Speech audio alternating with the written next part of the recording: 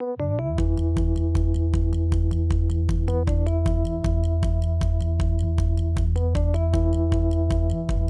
my name is Ayana Smith-Kooiman, she, her pronouns. I'm a legislative assistant at the Minnesota Senate for Senator Ayana Smith-Kooiman. This is What Next, the Adoptee Rights Podcast. I'm Gregory Luce, the Executive Director of Adoptees United and an adoptee rights lawyer. I'm also an adopted person, born and adopted in the District of Columbia. Each episode, my guests and I explore all sorts of topics around adoptee rights, whether it's legislation, stories, news, or recent developments. And in that, we often find ourselves marveling and also laughing at the frequent absurdities and complications of being an adopted person in the United States or wherever you are.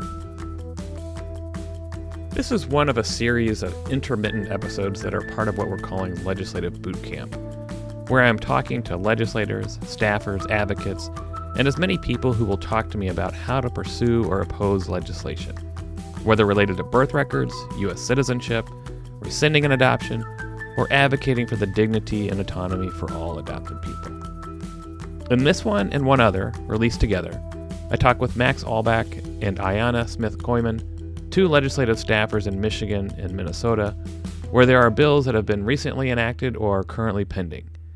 But it's less about the bills. It's more about the process, especially in how to work well with legislative staff, or the people I consider the backbone of legislative work. So welcome. I'm so happy that you're here. I've known you for probably less than a year now, but it was a very important time for politics in Minnesota generally, and then also politics for adoptee rights in Minnesota, because we passed a bill that would allow all Minnesota-born adopted people to request and obtain their original birth record. So congrats to that. Senator Ayana Smith-Kooiman was the primary sponsor and was really a leader in getting it through, but it took a ton of other work from other people, including staffers, to get that done. So I really appreciate all the work that you did to help do that. And I understand you're also an adopted person. I am, yeah. Yeah.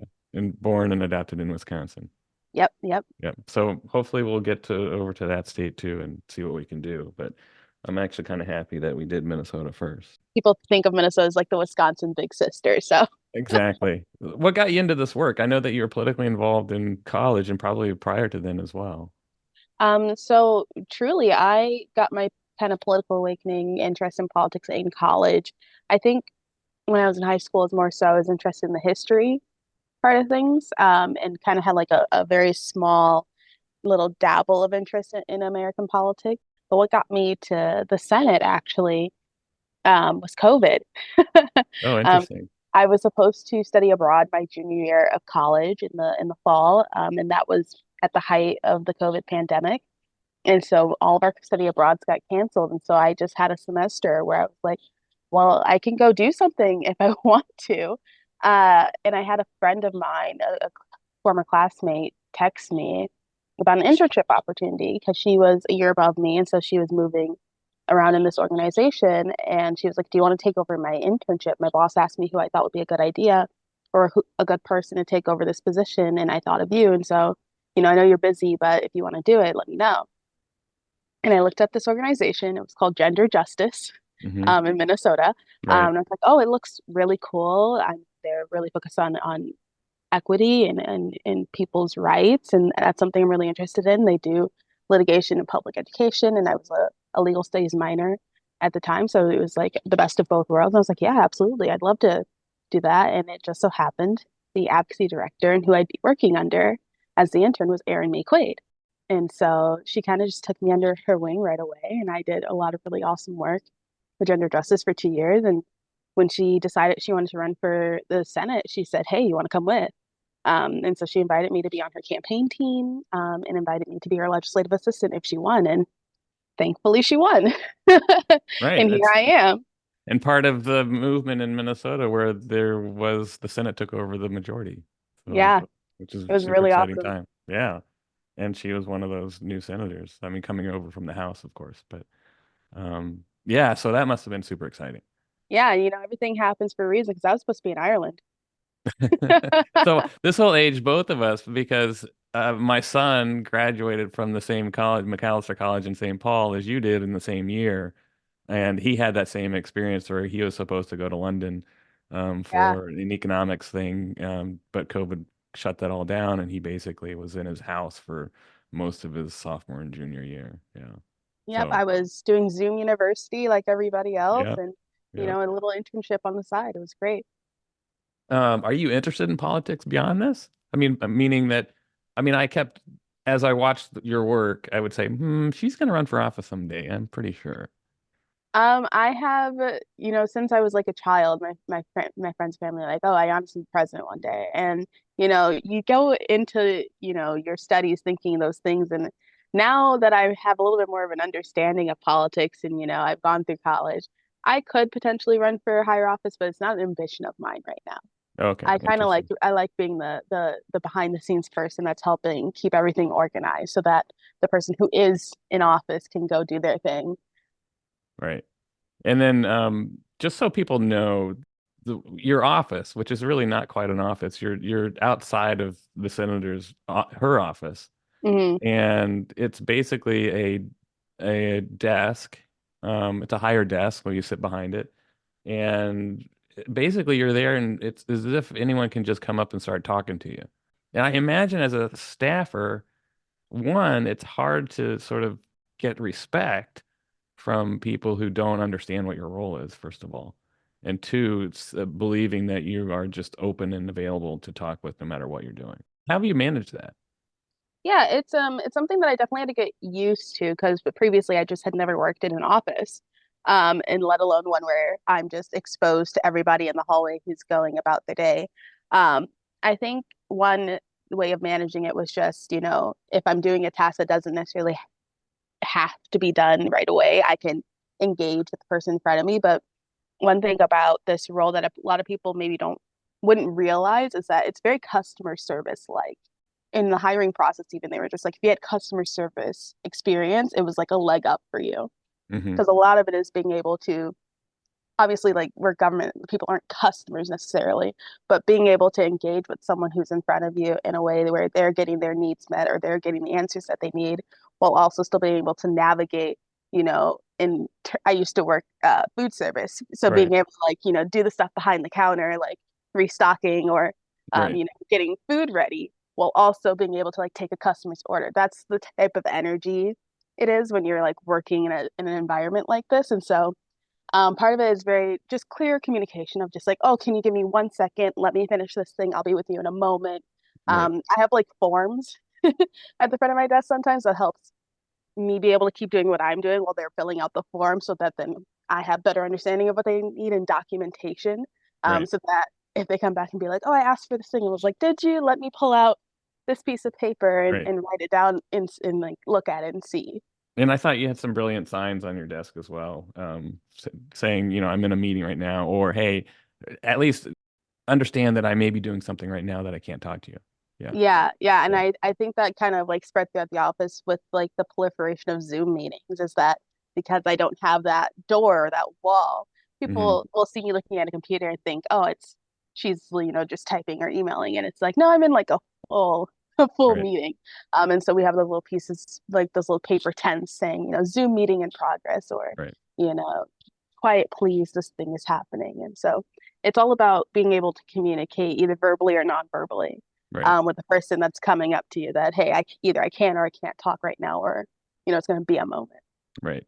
Do you recall when you first became aware of this bill, the Adoptee Rights Bill, and whether Senator McQuaid was signing on to it actually? Oh, do I remember when we got it? Because I remember emailing her saying, "Hey, would Yeah, you be interested?" And then she said, "Hey, you're on our list to talk to." yeah. So it's hard to remember exactly when things come in, but one thing that I adopted when I was working for Senator McQuaid back at Gender Justice was a spreadsheet. I am the spreadsheet queen of the office. All right, And so anytime someone would email about either a bill or a meeting or just anything, I'd put it into the spreadsheet right away just so I have a record of it. And because she's just so busy, sometimes you only have like 5 minutes. Like people get mad when they don't get meetings with her, and I was like, girl, I don't get meetings with her either. Right. Yeah. And so sometimes it's like you have that 5 minutes, so it's just like I have that spreadsheet where I can hit one tab of like, okay, lobbyists, who's emailing us? Okay, Greg Luce wants to do an adoptee rights bill. Okay, Right. is that something you want to do? And like I can do that as she's walking from either committee to a meeting or from a meeting to her off in it's on the go. It's something that I can quickly do, take note of, and then once I'm back in my office space, Right. that's when I can sit down and say, okay, I'm emailing this person back, this person back, this person back. Right. So Now that that's I've got my interesting because answers. I kind of imagine in my mind, oh, I sent an email to Senator McQuaid, and then suddenly she's sitting there just browsing through her emails and then reads it and then answers. But there's a different process than that because I There think you're is. doing a lot of triage to figure out what should get to her desk and what she should look at. And I think a lot of people don't understand that either. Yeah. Yeah. So she absolutely like it's not like she doesn't have like be Right. isn't in her email at all. I don't want that to be the conception. But there's definitely staff in there, in the senator's inbox, just making sure that, important messages get filtered to the front, not less prioritized messages still end up on our radar, but Hmm. maybe the more urgent messages get taken care of first because there is like a limited window of time that any of us have with our senators. Right. So I have a Yeah. really practical question. So you have an email address. The Senator McQuaid has an email address. What's the best way to communicate instead of doing both, or is that something that is best to do? Send it to both of you. Because I know that you're going to end up reading her emails anyways. Yeah, I mean, I think it's whatever is easiest for the person sending the email. I mean, sometimes our like the staff emails aren't always the most prevalent on a website when you're looking up who to contact or how to contact Right. someone.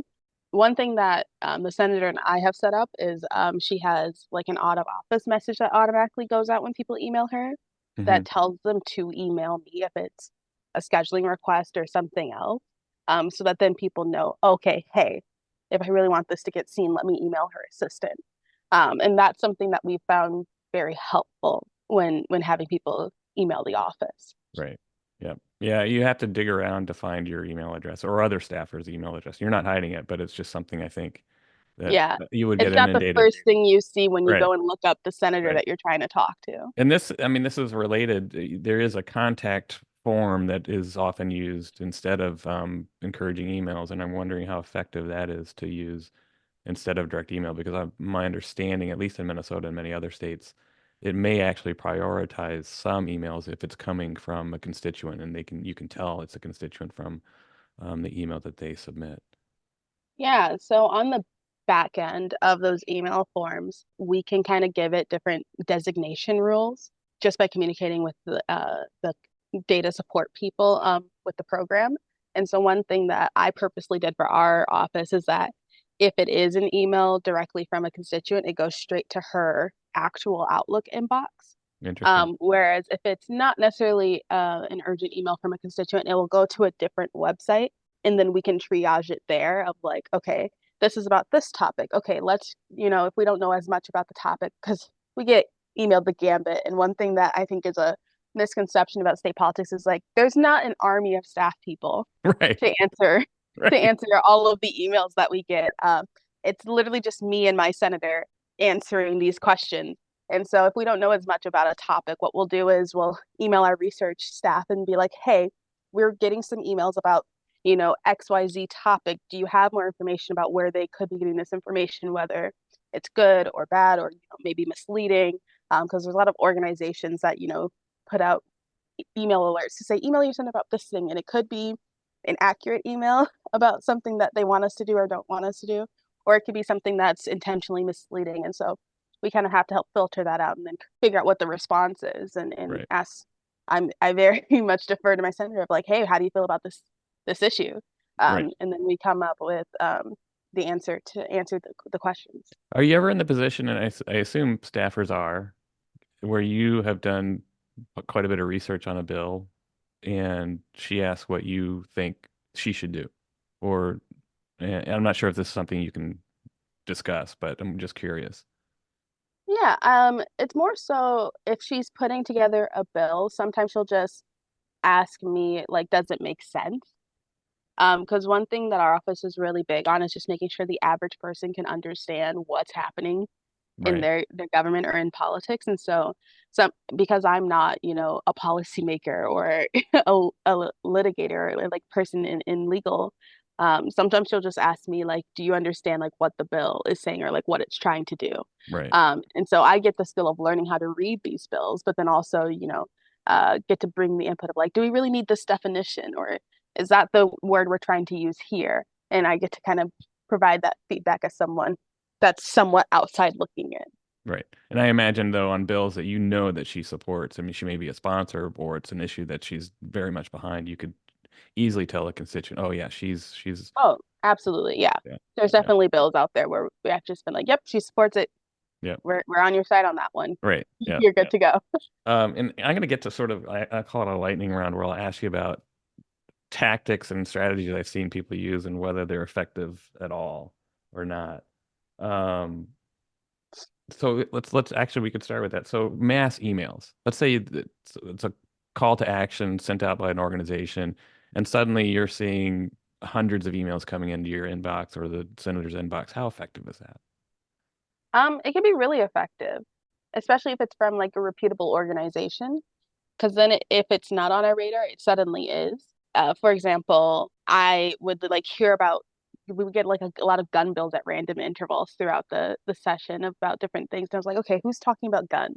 And so like you can have that moment of like, okay, let me get on Google and be like, okay, who's talking about guns in Minnesota right now, and kind of Right. get a broader picture of like what is the public opinion or public landscape of where we are with different pieces of legislation. So I would say it's an effective method of communicating, and we all try to answer those emails as quickly as we can.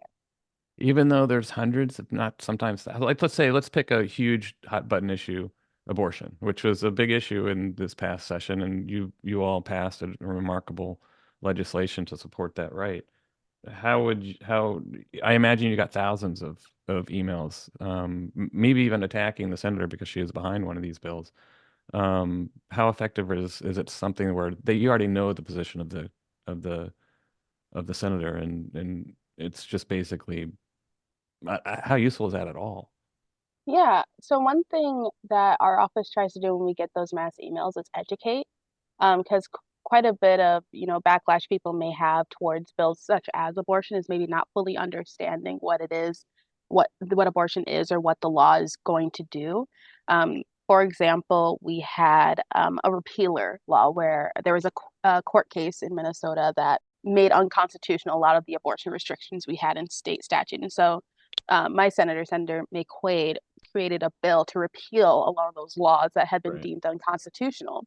And one of them was the Infant Born Alive right, Act, which is a false creation of politics, essentially saying like if someone has an abortion and it fails, like care needs to be provided to the child, which is already done. And so we had to explain to people that later in pregnancy abortions aren't called late term abortions; they're fetal anomalies, or there are issues that arise in a wanted pregnancy that results in someone having to terminate their pregnancy through an induction of labor. And so we use moments like that when we're getting mass emails that's maybe attacking or maybe not understanding a bill to say, this is what you've been told. I understand that. However, here's what's actually happening. right, And some people are really receptive to it. I've definitely had people either via email or on the phone when we're conversing about it, either even if they didn't totally change their mind, they're less upset about what they thought was happening because we took the moment to educate them.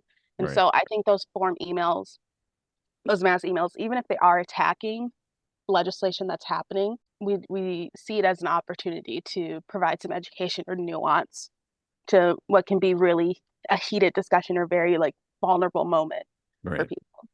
Yeah, the other thing I've realized too is that with dealing with, well, your office and other offices too, is that you need to have a sense of patience, not you, the advocates. And so when I send you an email, I would say, okay, sit on this. She will get back to me. And you do. And Hmm. so I know, I think that the thing that I wish to get across to other advocates out there, especially in this space of adoptee rights, is that this isn't the only issue you're working on Hmm. by far. Yeah. And we have to be patient a lot. It's a lot of hurry up and wait kind of thing, where things are just sort of sitting there for a while and then suddenly, boom, we're on for a committee hearing or something's going to happen with the bill. And that a lack of an instant response or even a response within 2 days isn't an indication that you're ignoring it. You just don't have the bandwidth or the capacity at that time to reply. And Yeah, so, or maybe I just don't have all the information that I need to right, give you a full response. Yeah. right. So I think that's a really good point, and I think a lot of people don't understand the immensity of the legislation that you all are dealing with all the time. So I hope to get that across. Yeah, Yeah. but you do a Well, great job. Yeah, thank you. yeah, Well, because even when I said we like sometimes we'll email our research staff to be like, hey, I don't know as much about this issue. Can you give me some more information about where this is coming from? Even if I put together a great response, I still need approval. Like, because I'm not the sender, I can't, just say stuff and be like, yep, that's it. Sometimes I definitely have to run it by her. And again, there are moments where like I'm like, oh, I've seen you all of 5 minutes this week. Okay. right, So it's just as much as on the advocate side is hurry up and wait, it's also hurry up and wait for us as well on our side because one thing about Minnesota is that we're a part-time legislature, so right. she has a full other job that And a she's family. Yeah, in a family while she's also trying to be the best legislator that she can be. And so that's another way that staff are really critical. It's just making sure that their time is being allocated in the best way that it can be. right. What about phone calls? Like, let's say there's a call to action in which you're getting a ton of phone calls, and I can't imagine how you handle those at this point with the limited staff that senators and legislators have. Yeah. I will say phones can be scary because you never like email, at least you can kind of diffuse through words and you're not face Well, you're phones, like you're of the you are generation on. too where you don't answer the phone. Like I don't either, and unless I know who it is. But you don't have a choice Yeah. at the office. Sometimes you can recognize the numbers and be like, okay, never mind. I know who that is. Right, But for me, I set it up with our right, tech staff to get my voicemails forwarded to my inbox so that I can, click on an email and listen to the voicemail because I'm not, as you said, with us, we're not when we're at the desk, maybe not able to always answer the phone, even though it's right there because we're right, doing something else, or I'm away from a desk either at committee or running around the Capitol complex doing other stuff. And so what's been helpful for me is being able to have voicemails forwarded to my inbox so I can listen to it anywhere.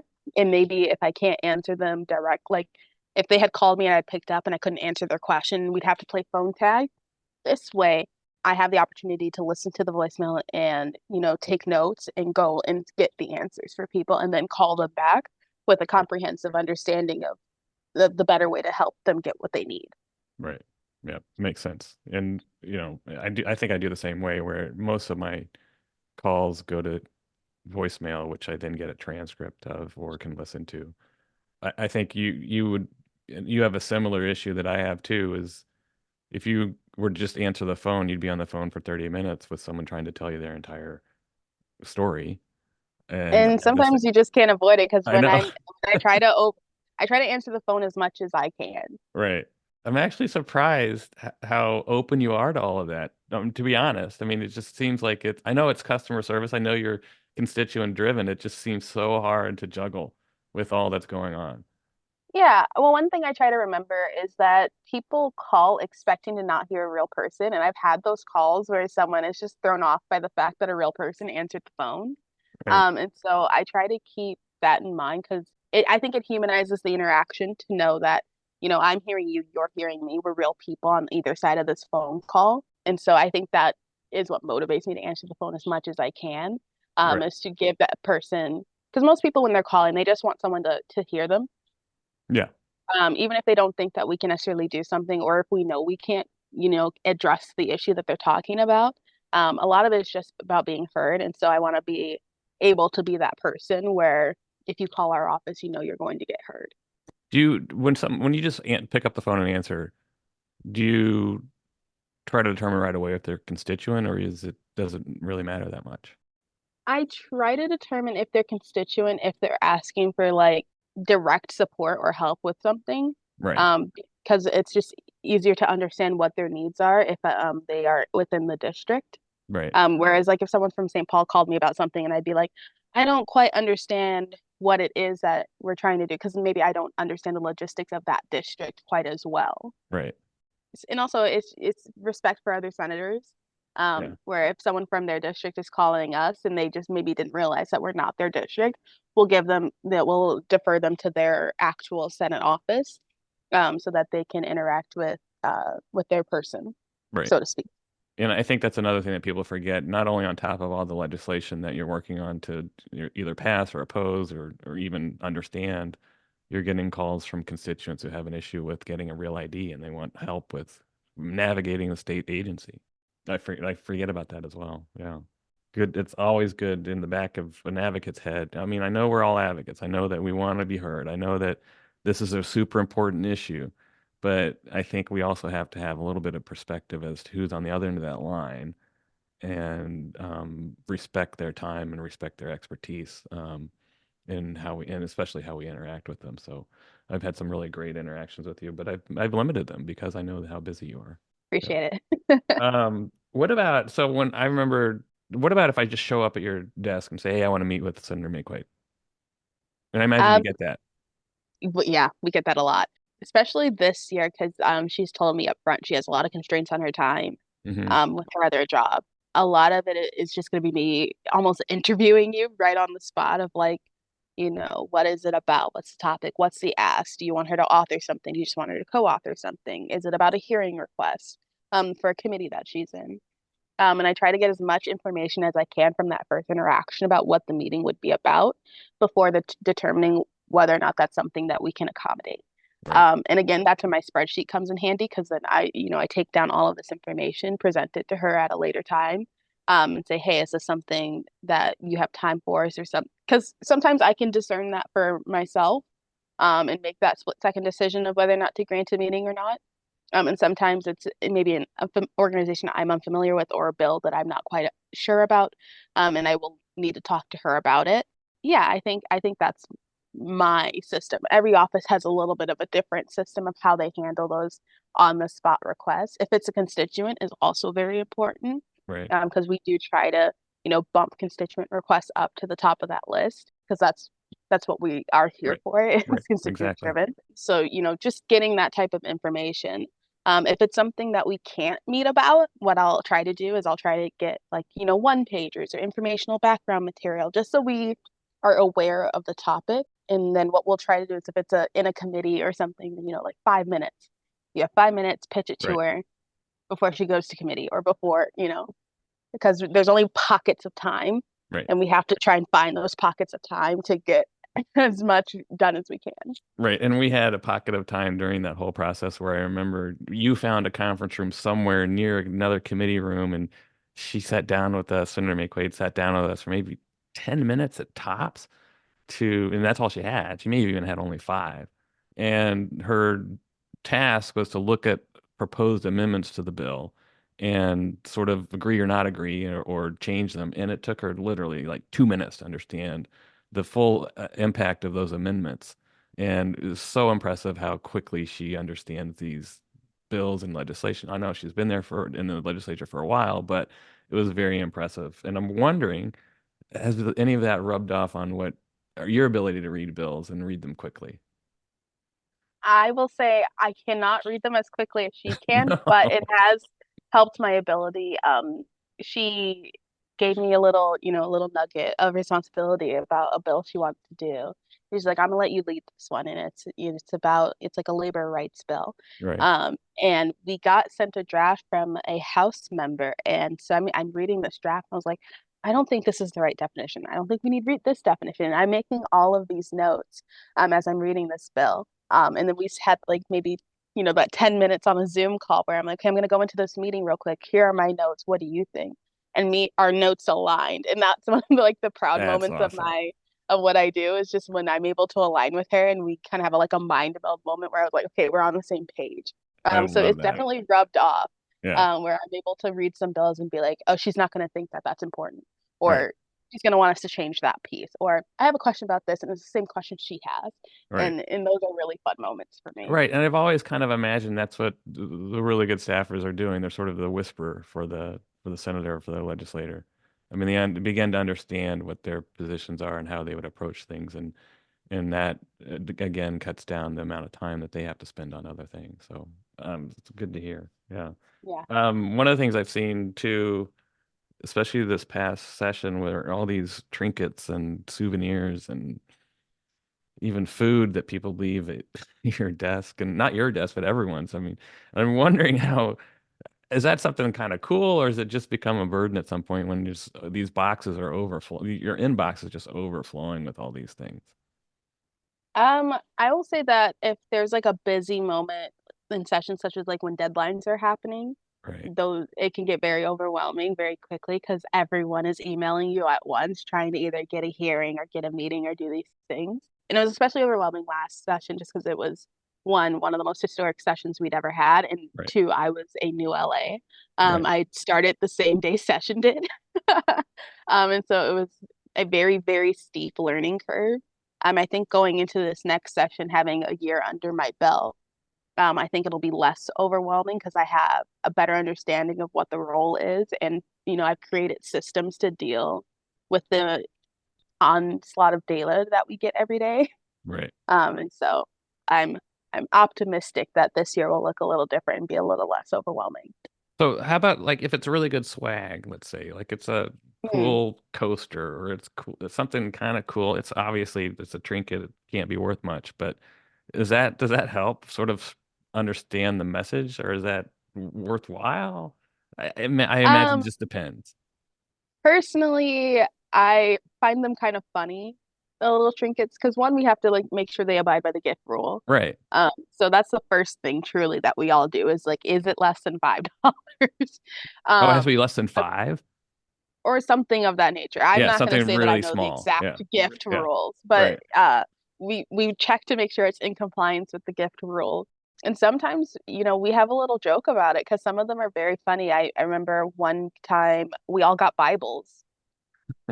Someone sent every senator a Bible. Wow. And it sparked me and my desk mate were just talking about like I was raised Lutheran, I was raised Catholic. We were just Right. talking about different versions of religion and stuff because we were like, oh, we all have or cowbells. We got cowbells, and we were like, what are we gonna do with a cowbell? Right. And so, sometimes Yeah, it's more what do so you do just with like, it? Yeah. what do we do with that? And so sometimes, it just raises the question of like what people are spending money on. Right. There's no Because massive storage room out there with all these trinkets sitting around, right? no, although if I'm looking, I was gonna say there's like a little a little uh table out there that has some of the trinkets on it Right. Yeah. that some of us have deposited. I remember there's a large replica, not a regular canoe, but I remember one of the resort at lobbies had this Yeah. wooden canoe that they would put in all the inboxes, and it's like, whoa. I still have mine Yeah. actually. It's it's up there. Right. So, I mean, I like the idea of being funny. I think that's the best approach because um you need a sense of humor, I assume, and at the end of the day, Yeah. because it's So such some of it's serious like work. fun. And Yeah, some of it kind of just like, what are we doing here? exactly. Yeah, and how much money and what just goes into the trash. I mean, what are we contributing to ecology as well? We did at one point have to send something back because it It's was too much money. over the gift limit, or Hmm. interesting. Yeah. Where they just came and rounded them all up in a box and they got sent back. Wow. That's wild. Do you have any so like if you were to have pet peeves, and I know this is hard for someone who's in customer service to talk about that, but I mean, are there things that you would tell people don't do this, don't or things that are sort of sound when you say it are common sense, but we need to be reminded of. Yeah, I would say one of my pet peeves is when people make assumptions Mhm. about why we're doing a specific thing or why we won't take a meeting. I had run into that a couple of times, specifically about needing to reschedule meetings. And so, because she has her other job and her family, sometimes, things happen where I'm like, oh, I'm so sorry, she can't meet anymore. Can we try to reschedule further down the line? Right. And it'll happen multiple times to the same person, unfortunately, where it's like, I'm so sorry she had COVID, or like someone's sick, or, she has to go Right. here now. And some people will be very upset about it and think that we're just trying to shirk them and like ignore them. In reality, where I'm just like, I want to reschedule with you. something genuinely came up. And so I think that's one of my pet peeves as someone who has to work with somebody else's calendar to schedule things, is that when she's available one time, she may not be available, Right. once we get there. And that's just something that happens, unfortunately. And so I want people to not assume that it's because we're trying to ignore them, because that's just not what we're doing. Yeah, in one case over the course of the last session, or one of her family members was in the hospital, and was a big deal. It And was, yeah. and she managed to sort of plow through it all, but I imagine it took a lot of effort on your part also to figure out how to make that work.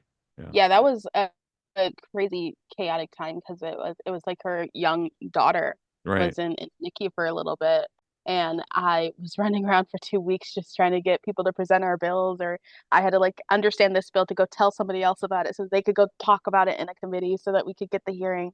And it was a crazy time. And so yeah, I think definitely one misconception or pet peeve that I have is definitely around scheduling and Yeah. what people think is happening behind the scenes. Right. I was like, we're a very forthright office. If I tell you something came up, I'm being genuine. Like Right. something came up, and we're gonna try and work with you to get you back on the calendar. So we had a bill in Michigan this past fall. It's a good bill. And the sponsor, the primary sponsor, is going to present the bill in committee, got sick right at the day of the hearing. And the staffer stepped in and presented the bill. Is that something that's ever done in Minnesota? Ooh, I don't know Yeah. if the staff would be able to step Yeah. in. I know other senators can. Right. Um, but even like we actually had to like look through like rules to make sure that when she had to be gone, that we could find people to present the bills for her, and that it was like an allowed thing. I don't know that staff would be able to do that. Yeah. Can you imagine No, presenting a bill? absolutely not. Right. So I imagine, I mean, I'm not going to presume that this adoptee rights bill was the most memorable moment for you, because there were so many major accomplishments over the course of the last session. But what are some of your memorable moments during that session? I will say top memorable moment was definitely trans refuge bill. Just because everybody was crying. It was just one Yeah. of those really beautiful moments where everyone was in tears at being able to pass such really critical and important legislation. And there's actually a very funny picture of me crying in the corner of the Senate chamber. I think I've seen that. Yeah. Maybe we'll put it in the show notes. Yeah, Yeah. it's like a very beautiful picture. And then I just noticed myself off in a corner. Right. Yeah. There's tears everywhere. I think another memorable moment definitely came with all the abortion bills and being able to see all of those pass, because there were definitely moments where we weren't sure if each piece of that puzzle was going to get through the legislature in full, and it was good to see those get through. Yeah. Adoptee rights was up there just because one, as an adopted person, it's very good to see, advocacy in that arena, because I think it's something that's often overlooked. I think a lot of children's issues and like Yeah. just vulnerable people's issues are just generally overlooked. And so, but you also fell within that time frame of when she wasn't here.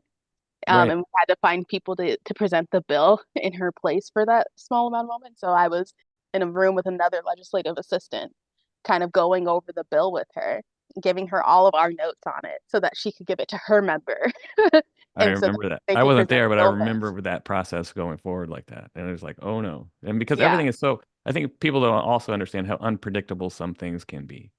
And a bill may not go forward just because of some dumb piece of luck. Like Hmm. someone's not there, or there's a vote that's needed and that person's sick, or um, Absolutely. It was in the front of my head because it was just a bunch of staff members came together to kind of make sure that that bill got from one place to the next. that was Um, amazing. Yeah. yeah. So you guys were up there for us Oh, for our good. Well, office. it's good to hear. I mean, it was a huge moment, and she was Senator McQuaid and you and everyone were just so fantastic throughout that process. Even the committee administrator for Senator Wickland's committee, that was fantastic. So really the process for me, and I'm fairly new at this, is was really remarkable to see it work, and I really Yeah. appreciate all that you've done. We do have a cleanup bill that's coming, just so you know, and this Okay. doesn't have to be part of the podcast, but HHS or the Department of Human Services has a cleanup bill, which I think it's going to be fine, but Yeah. it's just some minor stuff, and I imagine you're going to see a lot of cleanup bills this coming session because of Yeah. everything that happened last session. Yeah. Absolutely. Yep. Well, I really appreciate you talking with me. Yeah, this was fun. Yeah, and I may come back and talk to you again at some other issue that may come up, and I would love to pick your brain on other things. So Okay. yeah, I hope I'll have something cool to say. you always have something cool to say. Yeah.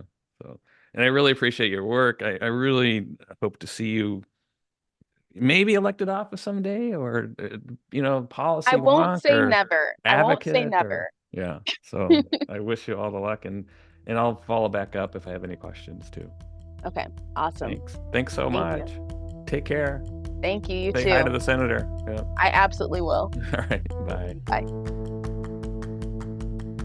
What Next is written and hosted by me, Gregory Luce, and is a production of Adoptees United, Inc., a national nonprofit charitable organization dedicated to equality for all adopted people. Please follow, subscribe, and rate us wherever you get your podcasts, and sign up for the newsletter at adopteesunited.org/whatnext. And consider supporting us with a tax-deductible donation at adopteesunited.org/donate. Anything you provide helps us keep the lights on. See you next time.